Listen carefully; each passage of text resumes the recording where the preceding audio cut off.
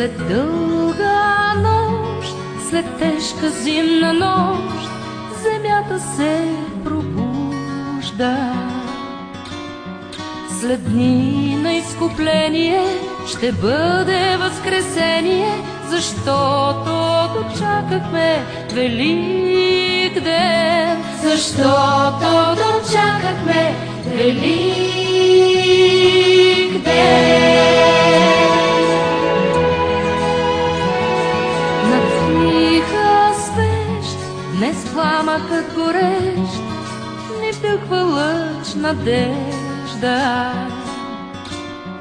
И в тъмното на къщите с вяра се завръщаме, защото дочакахме велик ден. Защото дочакахме велик ден.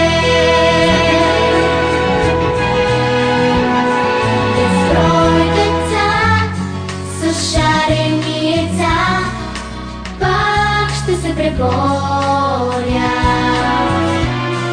Награда за юнаците ще бъдат козунаците, защото отново е велик ден. Защото отново е велик ден.